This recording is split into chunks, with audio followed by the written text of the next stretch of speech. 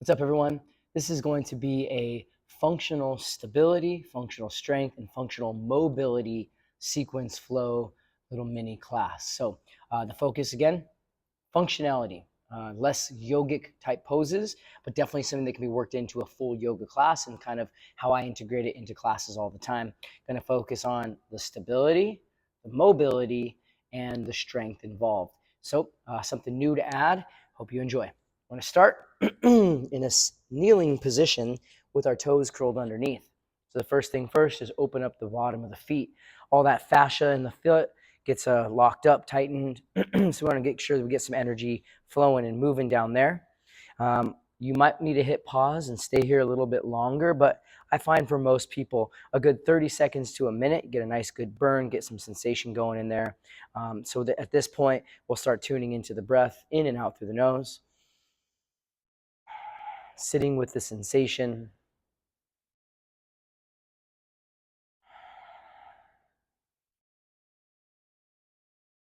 And as I mentioned, you can add more time to this if you like. We're going to come forward into a tabletop, hands and knees. I'll adjust my knees into my hips, shoulders over wrist, tap out the toes a little bit. That feels kind of nice after that. Now what we're going to do next is work on some tabletop stuff because unfortunately in tabletop it can get a little bit messy sometimes. So what I'm going to have us do here first and foremost is press the back of the heart up toward the ceiling. Then I'm going to lift the back of my head. I'm not looking up by lifting my head. The back of my head is moving toward the ceiling as well to lengthen out the back of my neck. Then I'm going to pull my palms back a little bit. They're not going to move. I'm just going to engage and pull to activate my lats to draw the shoulder blades back.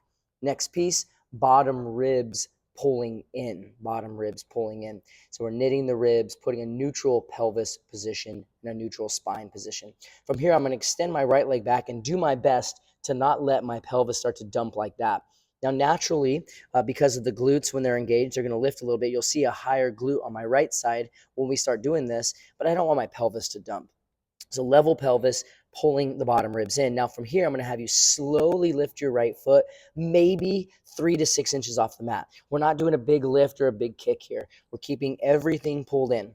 Now the left hand comes to the belly and the lower ribs. Your back foot can be flexed. I prefer that. I'm pulling in through the transverse abs and pressing down through the right shoulder. So this is building shoulder stability, core strength, engaging the glute, connecting it all together as a chain. Now my left hand's going to come forward from the position. Thumb is facing up as I'm reaching out, and I'm pulling in as I'm pressing down. I can take my gaze toward the front of my mat for 3, 2, left hand comes down, and I'm going to take that foot, cross it off the right side of the mat. Looking over the left shoulder, a couple things will happen. The heel will start to collapse toward the mat. I'm going to push my inner heel out. I press my ribs to the right as I look over that left shoulder. I'm going to give you a different view of this next one. So what I'll do is I'll step my right foot all the way over to the right. Actually, I can probably give you this view. Will probably work for you here. And this is a modified puppy pose, modified thread the needle. I bring the hands forward first and then lower the head and the chest. From here, some nice deep breaths. And when you're ready, we'll thread the left arm underneath. Really working on tucking this left shoulder blade under. And then, of course, you can add the half wrap, right hand behind the back to open up the front of the shoulder. I'm going to defer to this to lengthen my right side body instead. Another breath. Good. Now, as I come back up onto my hands come under the shoulders, I'll take my left foot, extend it back onto my mat, and pivot the left foot out to the side. As I do that, my right heel comes down, left arm reaches up in the air. So modified side plank with the intention for it to be a side body stretch. So it's a gait variation as well. As I press my left hip, bottom hip forward, top arm reaches to the front, Utthita. Now, if you watch my shoulder, I'm rotating my shoulder blade, wrapping the shoulder blade forward around my rib cage, externally rotating my arm, tricep toward the face. Then I can bring it back around to tabletop. We reset. Again, I press through my palm so my shoulder blades spread, lift the back of the head, lengthen the neck, bottom ribs pull in. Then I extend the left leg back, ball of the foot stays on the mat. From here, hands touch my belly to keep it engaged with a level pelvis. And then my foot just lifts a few inches off the mat. I don't want to go too high. I'll end up dumping into my lower back, tilting open my pelvis. So again, it's just a few inches, and this is actually more challenging, more engaging. Now the right arm reaches forward, thumb faces up. 3. I'm pressing down, building stability in the shoulder, keeping the core tight. 2. And 1. Right hand comes down, left foot crosses off. I look over the right shoulder, inner heel out.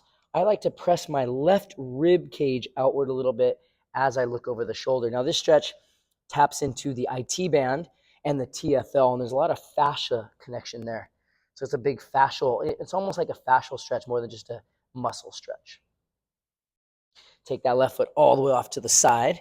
I like to align toes or arch the foot with the knee. Hands come forward. So this is the modification of the puppy, modified puppy. And then, of course, we have the modified thread the needle coming underneath. I'm really working on tucking the right shoulder blade under. And then the option for a half wrap, I'm going to defer to the stretch for the side body and the lat here instead. Coming back up, hands under shoulders, left leg extends back, ball the foot on the mat. From here, I pivot the right foot out and lift. Then I'll take the extension. Remember, it's shoulder blade wrapping, protraction, arm rotating externally as I reach, and then I'm pressing the pelvis forward. Great, now we're coming around and finding plank. 2 straight legs, same thing as a tabletop. I'm focused on pushing the earth away. Now I'm gonna add some cues for you here to get greater engagement. Hip points lift, bottom ribs knit. Transverse abdominis. Legs straight, quadriceps engage. Next, what I'm gonna do is I'm gonna hug my thumbs towards each other. The action of hugging my thumbs towards each other activates more of the pecs, okay? So we're hugging towards each other. They won't literally move on the mat, they're just gonna hug. The next thing I'll do is I'll pull my palms down. Clearly they won't move either because they're anchored into the ground. But when I do that, I take my shoulder blade down and engage the lat. The other thing about pressing the earth away, that's your serratus anterior to create that pressing away. So again, I engage the core muscles, bottom ribs knit, hip points lift, legs engage. I press the earth away, serratus. I hug the thumbs in, pecs. I pull the palms down toward my toes, engaging my core even more and my lats. And as I exhale, I shift forward and lower all the way down to the ground. Now notice when I land, chest in front of thumbs, chest, belly, then thighs. I call this a scorpion twist. You might have a different name for it. Left arm reaches out to the side, right knee bends. I'll take a step over and open up the chest. Now one way to do this to get more of a pec stretch would be to bend the elbow 90 degrees. You won't open up as much. It's a little bit more tight. As I step around, I want my right foot to come flat. My right knee pushes out. Then I walk my right foot toward the mat a little bit. And then coming back around to center, all I do is switch. Left hand comes in, right arm reaches out. Left knee bends. I take that step over. Side's a little bit tighter for me. I push the knee out, walk the foot in a little bit. Good, coming back around to center. Hands come in. So the cue that I give, you may have heard it before, but it's really important to know. Fingertips line up with armpits, thumbs by the lower ribs. If my hands are placed under my shoulders and I push up, my hands are too far in front and my shoulders come up into my ears. So I want to make sure I'm not there by bringing the hands back. If you notice, my forearms are pretty perpendicular to the mat. So now when I come into my high cobra, top of cobra, I can focus on lengthening the neck, pressing down through the earth. Hug the heels in, draw the navel point toward the spine. I don't gaze up. My neck doesn't like that. I only gaze as high as I keep the tension out of my neck the whole time. Okay, curling the toes. I like to start my first down dog through a bear dog pose. Knees bent really deep. I'm pushing my belly and lower ribs to the thighs, sending the tailbone up high. I let my chest come down just a little bit, some kind of bounciness, but then I start to engage. As I send my heels toward the floor, inner thighs press back, triceps wrap toward the head, and then my shoulder blades are going to spread with that tricep wrapping around the head in downward facing dog. Releasing the back of the neck. Now the next engagement, very similar to plank. This is different than what you're normally cued to do in downward facing dog, which is pulling the palms toward the toes rather than pushing the hands forward. As I pull in and knit my ribs, I create this really strong engagement. Now we're going to bend into the knees, look to the hands, and hop into a yogi squat. Now from here, my toes are out a little bit wider stance for my first one. I'm going to move around. I like to do a little bit of these knee taps. So tapping the knees to the mat. You can keep your hands in this position, prayer if you like. I'm getting a little inward rotation and external rotation of the thigh, so hip mobility. Now from here though, what I'm going to do next is find more engagement. So my heels are going to press out. I'm going to bring my thighs parallel to the ground in this kind of wide, in between yogi and goddess squat. I'll extend my arms forward, work my ribs between my thighs, feel the arches of the feet lifting, stretching the arms forward for 3. Tailbone lifts a little bit, but belly draws in 2. And then on 1, hands come down, legs straighten out. And I kind of want to just be loose here on this first fold. So I let my knees bend, grab the elbows with a sway, maybe a little bit of an up and down shake. You can walk your hands one way or the other.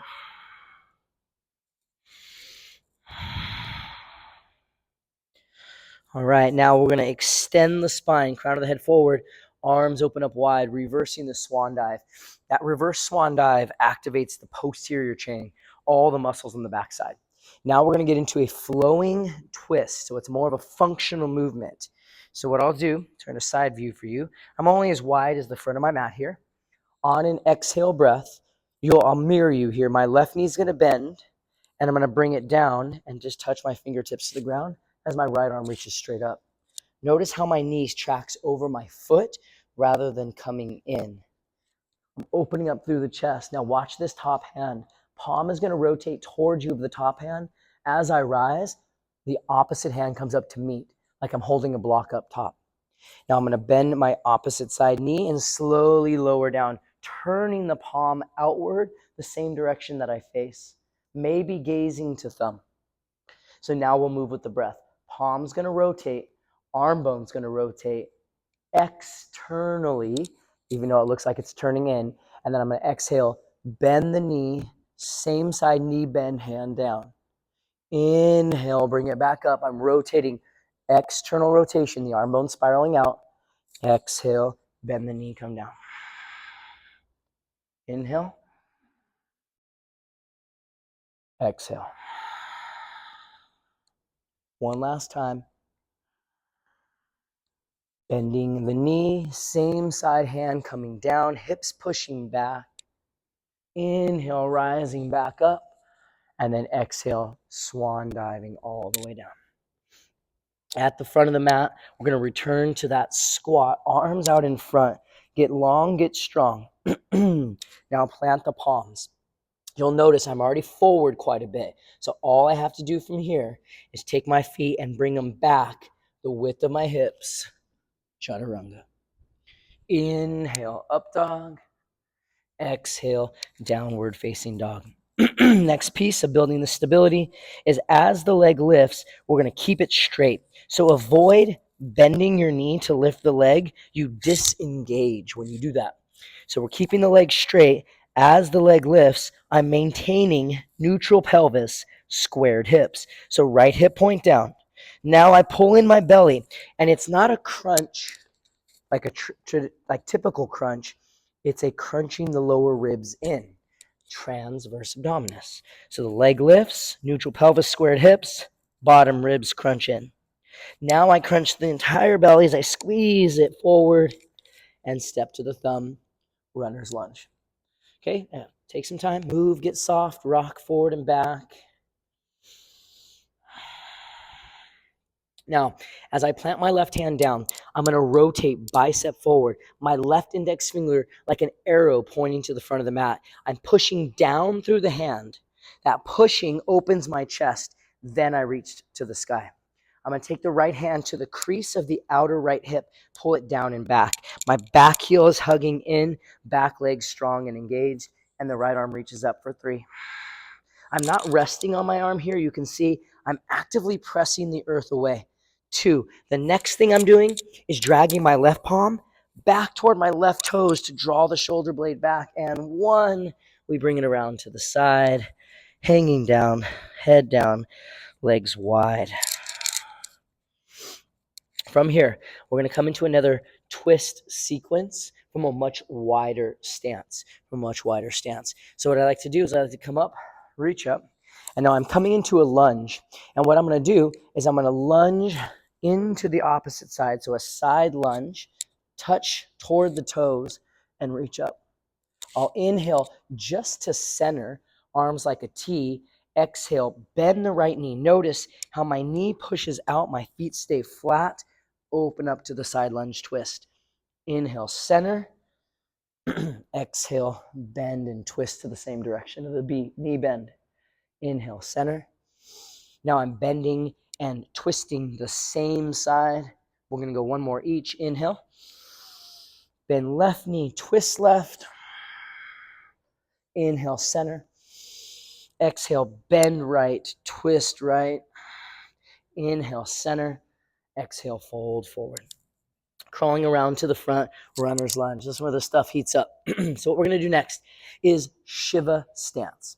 But we're going to prep for that first. And it's my variation of a Shiva stance. So you might have heard me do this before. I call this Olympus. So what we'll do from here is I'm going to shorten my stance halfway.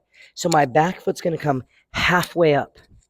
Okay, that keeps my back knee bent, my right knee bent equally. I want to shift my weight forward into my front leg, staying on the ball of my back foot. You'll notice my back knee is aligned behind my front knee, right? So if I put my arm through, it's in the perfect position right there. I also have other videos on here that show this Olympus stance. What I'll do next, fingertips stay on the mat. Right arm is going to extend back behind me. My tricep engages. Now I'm going to rotate the chest to the same side of the front leg. When I do this, I want to make sure I'm not leaning into it. It's just a spinal twist. Okay, and the arm is back and not up in the air. I open up the chest, and then my left elbow bends so much my bicep tightens up. Elbow out in front of the knee. It's not touching or resting. I'm active and engaged. Bicep, tricep rotation. Now, all my weight is going to shift forward, and my heel comes to my butt. So it's a modified Shiva stance. From there, I crank my arms and rise, bringing it up to the other side. Right bicep engage, and I pull my left knee using my hip flexor as much as I can to draw up, up, up, up, up, up, up. Foot is flexed. Left elbow extends, right bicep squeeze. Standing tall, right glute hugging, that's glute med, and gracilis, inner thigh to help me stabilize. From here, all I'm going to do is extend it all the way back into my runner twist. From here, I lower the back knee. My right hand is still behind me. It's going to reach into revolved. So reverse revolve means I'm going back, but I'm also twisting. Pressing the top of the left thigh forward, pressing the right knee out for 3. Maybe your hand is landing or grabbing something. Back foot is pressing, it's your anchor point. Keep the knee forward and out, and hands to the ground, downward facing dog. All right, same thing on the other side. I'll lift the left leg, keeping a neutral pelvis and squared hips. So what tends to happen is I get this lift. I want to lower, lower, lower, square the hips. Okay? Now I pull the lower ribs in. Exhale. Now everything crunches as I round my back, stepping to the thumb. Runner's lunge. Find some movement. Placing the right palm flat. Index finger like an arrow pointing to the front of the mat. Rotate the bicep forward. Turn through the pressing of the arm into the twist. I'll take my thumb to the crease of the hip to pull that left hip crease back. Hug the back heel in. Reach back up. Now my hand is pushing down, but simultaneously pulling my palm back toward my right toes. And then as I come down, I bring it all the way around to that wide leg forward fold. Now, we're going to come into something a little bit different here. We did a side lunge twist. We're going to come into Skandasana or flying monkey. Now, for some people, they need to be on the ball of their foot, and that's totally fine. I'm just going to turn to this side for you all to see. I'm here. If that's the case, it's typically not just because you're tight in your Achilles, but because there is an obstruction where the leg bone comes into the hip. And if I can't bring that knee all the way in and I try to go flat, I'm going to rock all the way back. So ball of the foot will be fine. You can also open up the knee a little bit wider to go foot flat. From here, I'm going to pivot through center and then to the other side. And we don't want to be too sloppy with this transition. We're focusing on external rotation of the thigh.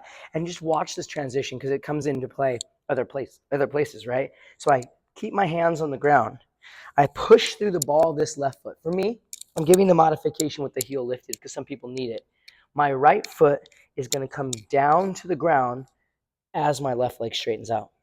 And then I'll bend and I can add a movement. Arm opens up, toes point to the ceiling, thigh rotates out. I come to center here, and then I exhale, bend, I open up the arm, rotate the thigh. We'll do it one more side. Through center,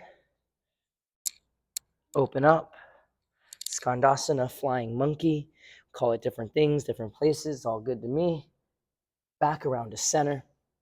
And then we'll come to the front of the mat. Now, remember, we're on the left side. All right. So, as I mentioned before, Olympus stance. I want to shorten up my stance halfway. It's a big step up. Now, both knees are bent equally, but my weight comes forward. I keep the knees pushing out as I extend my left arm back. I rotate my chest to the left, but not lean over the thigh. It's extension of the spine. From there, my right elbow bends in front of my knee. Bicep squeeze, tricep squeeze, rotating weight forward. Then I shift and bring the heel to the butt. 3, 2, modified Shiva stance. I rise and switch sides. So left elbow bends, right elbow extends. My right hip flexor pulling up. My left glute med squeezing, inner thigh engaging, foot flexed. Lift the chest. 3, 2, I send it back into a twist where we were earlier. Kind of started here. From there, I lower my back knee, pressing the top of the right thigh toward the mat. My left arm stays up and back until I bring it around for reverse revolved. The revolved component is the turning of the chest. I send my left knee forward, press the right foot down. Maybe you can grab something. I like to just stay open. 3, 2, and 1. Hands to the mat. Instead of stepping back, we're going to step up to finish. Feet the width of the hips, which is 2 fist distance. And I'm doing chair Nadutkattasana, chair pose. When I do my chair, my knees are pushing out like there's a band around. Toes are light on the ground, hips are back. I want to shift my knees almost over my shins. Now, if you're feeling this in your lower back, the key is to pull the lower ribs in. Now lift the chin. My arms want to stay right here. That's where they're going to be for 3, 2, and 1. I forward fold. From here, I'll come into a toe stand. Prayer hands. And then coming down to the mat. So in this version, I'm not going to show any stretchy poses here. You're welcome to add anything at the end of that. That is more about functional stability, functional mobility, and functional strength. You can apply it to any flow class, or you can do it just as that whole piece. This is my at-home practice. This is what my flow looks like. Maybe I'll add a little bit of a flow with it, but for the most part, this is what I like to do. I hope you enjoy it too. It's good for your muscles, good for your joints, good for your ligaments. Enjoy it.